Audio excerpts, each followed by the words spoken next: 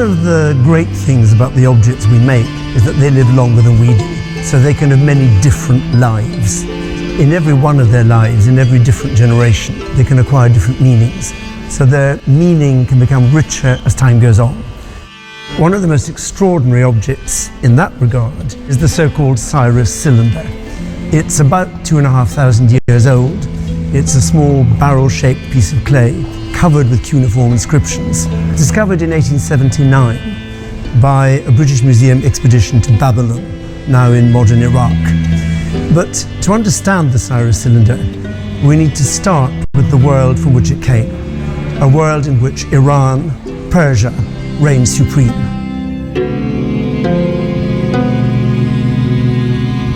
Our story begins 550 years before Christ with Cyrus the Great, founder of the Persian Empire.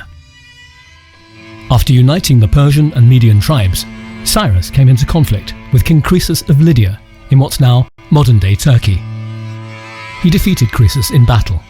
Cyrus then clashed with the powerful Babylonian Empire to the west. In 539 BC, he besieged their capital, Babylon. It fell with barely a fight. Persia under Cyrus became a superpower of the ancient world. Cyrus's conquest of Babylon had been predicted and was described in the Old Testament by the Jewish prophet Daniel. One of Cyrus's first acts after his conquest was to release those who'd been made captive by the Babylonians. This was a mark of his style of rule, and it's this very event that's recorded on the cylinder. So this was a key moment in the history of the Jewish people. They'd spent many years weeping by the rivers of Babylon, and now finally they were allowed to return to Jerusalem and then to rebuild the temple. The return to Jerusalem from exile in Babylon, the permission from Cyrus to rebuild the second temple, reshaped Judaism.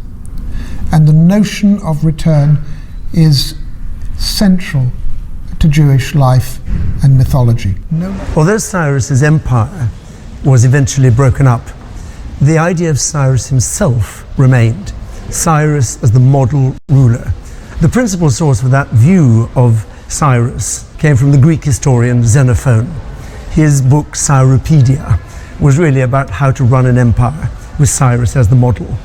It was very popular all through the Renaissance, and particularly with the founding fathers of America.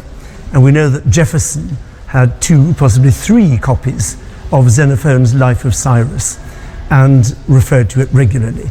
So there's a very direct link between the Cyrus cylinder and the making of the United States. The Persian Empire, founded by Cyrus the Great, reached its peak under the later King Darius, extending from Libya in the central Mediterranean to the Indus Valley in modern-day Pakistan. It is the beginning of the idea of the Middle East, an idea that we still live with today. And when we use the word the Near East, the Middle East, we're talking about exactly the area that was the Persian Empire. The frieze behind me is a cast of the frieze in the royal palace at Persepolis, the Persian capital. And it shows the different peoples of the empire bringing their different tributes. It's a perfect emblem of the variety of the empire. Every people brings their own kind of tribute. And the Persian Empire, unlike others, didn't try to crush people into one way of being or doing. It allowed a great diversity of habits and patterns, language and faith to live together. It became the great model of how to run an empire of dizzying diversity.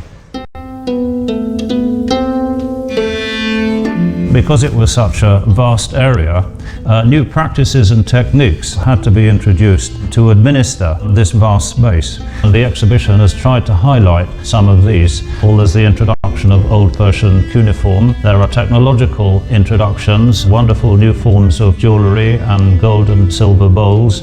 We find Aramaic becoming widely used at this time. And we've got the introduction on a large scale of coinage. But the life the Cyrus cylinder could breathe into contemporary affairs was only just beginning. In 1971, for the 2500th anniversary of the Persian monarchy, the Shah of Iran held lavish celebrations in the ancient capital Persepolis. and in Pasargadae, the site of Cyrus's mausoleum. The Cyrus cylinder was the official symbol of the celebrations. Once again, it took on a new story. The invention by the Shah of a return to Iranian history to put him at the centre of a great tradition. Coins were minted portraying the Shah and the cylinder, the Cyrus cylinder as guarantor of the Shah.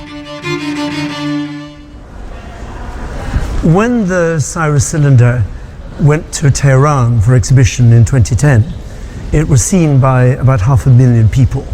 Muslims, Christians, Zoroastrians, Jews, everybody. And it became the focus of a very particular debate about what Iran is today. What are the histories that will shape Iran now and in the future?